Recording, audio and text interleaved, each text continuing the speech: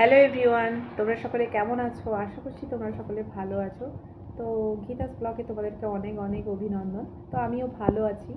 তো তোমরা সকলেই দেখেছো একটা মেয়েকে নিয়ে একটা ভিডিও ভাইরাল হয়েছে। উনি হচ্ছে র্যাপিডো ড্রাইভার। তো ওই ড্রাইভার দাদা মানে দুটো র্যাপিডো বুক করেছে।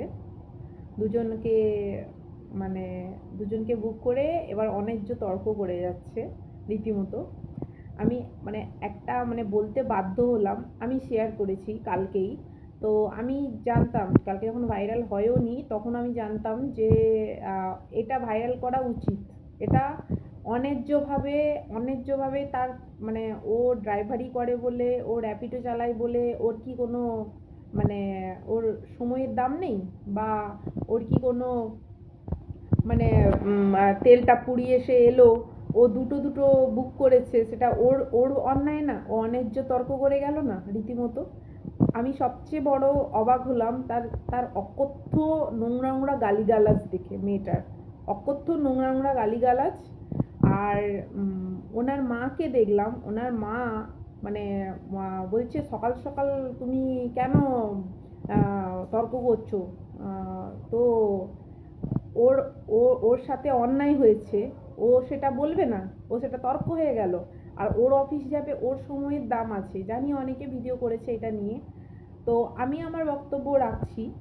তো ওর সময়ের কোনো দাম নেই, কারণ ও র্যাপিডো চালায় বলে। আর মা হয়ে শুনছে এত নোংরা, উনিও একটা মা, উনি মা হয়ে শুনছে এত নোংরা নোংরা কথা ওনার মেয়ে বলে যাচ্ছে, উনি সেখানে দাঁড়িয়ে দাঁড়িয়ে শুনছে। আরেকটা জিনিস দেখলাম যে কিছু মেয়ের জন্য না, এইসব মেয়েদের জন্যই না পুরো আমাদের মেয়ে সমাজটা কলঙ্কিত হয়, এইসব মেয়েদের জন্য। আর আরেকটা জিনিস যেটা দেখলাম সেটা হচ্ছে পাশে যে র্যাপিডো দাদাটা, সেও দাঁড়িয়ে দাঁড়িয়ে এই জিনিসগুলোকে দেখছে।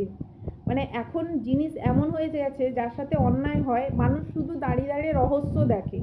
হ্যাঁ, তা তো উচিত ছিল যে ওনার সাথে যেহেতু অন্যায় হয়েছে, ওনারও সেই অন্যায়টা না মেনে নিয়ে মেয়েটাকে না নেওয়া। ওনার অফিসে দেরি হয়ে যেত, আরও দেরি হতো, উচিত ছিল এটা।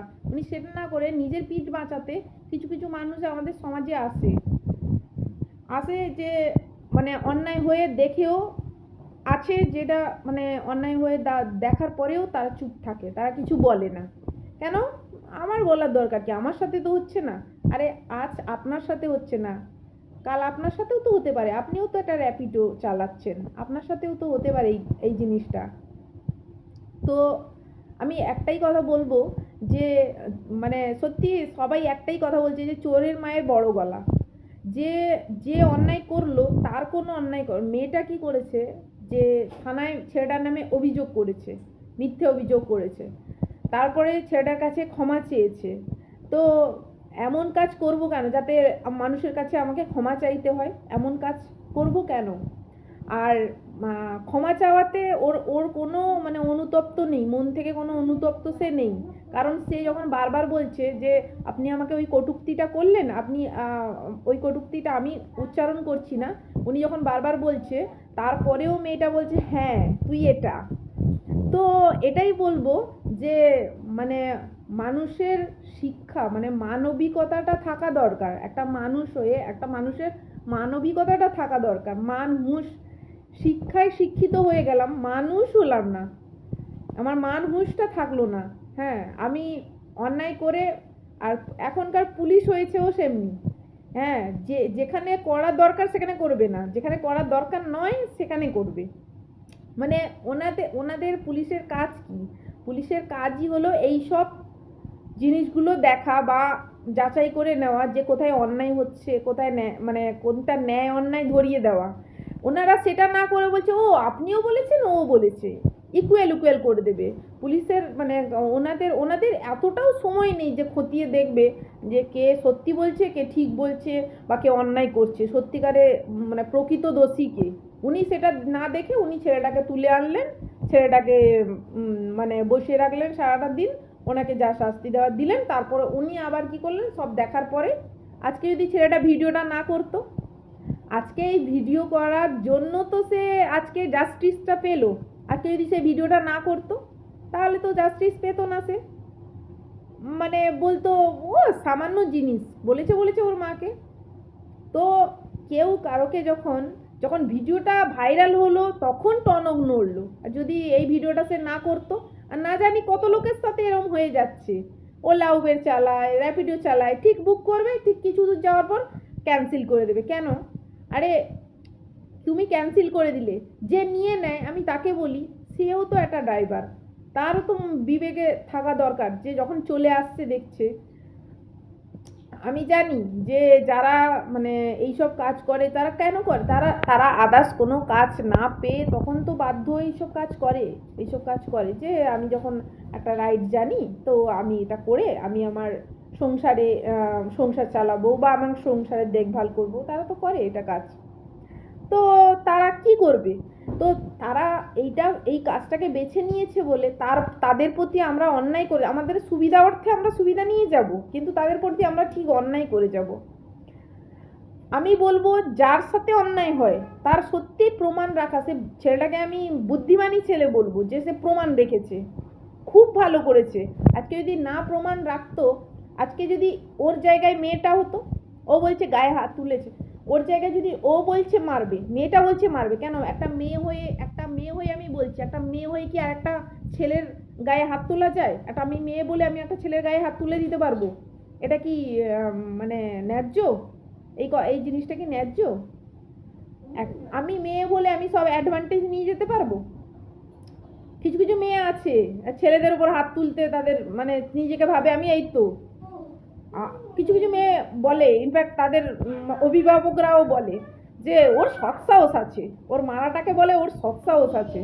হ্যাঁ, উনি যে মানে কতটা মানে কি বলবো, কতটা নক্কারজনক, কতটা নিচু কাজ করছে, ওনার শিক্ষার যে কতটা ছোট মানে ছোট মনের পরিচয় দিচ্ছে, তো ওনার যে শিক্ষা দীক্ষার অভাব কতটা, বা বাবা মার যে কতটা মানে মানে খারাপ ইয়ে থাকলে, শিক্ষা দীক্ষা থাকলে মানে বাবা মাকেও আমি দোষ ঠিক দেবো না, কিন্তু কিছু কিছু বাবা মা আছে এরকম, কিছু কিছু বাবা মা আছে ওর সৎ সাহস আছে, সেই জন্য ও না দাঁড়িয়ে থেকে বলতে পারে, ওর সৎ সাহস আছে বলে ও দাঁড়িয়ে থেকে বলে।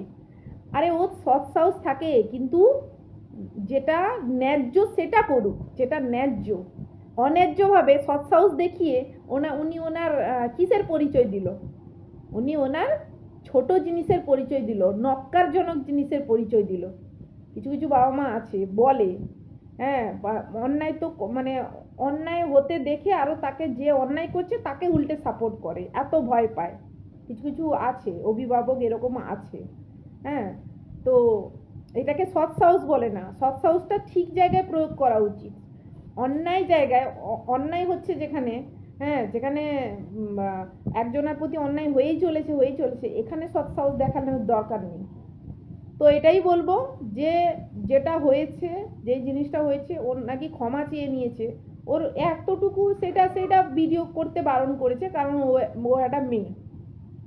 একটা এই সেম জিনিসটা যদি একটা মেয়ে, একটা ছেলে একটা মেয়ের সাথে করতো, তখন সরব হতো, হয়তো জেল খাটতে হতো ছেলেটাকে, বা মার খেতে হতো, কত কি করতে হতো।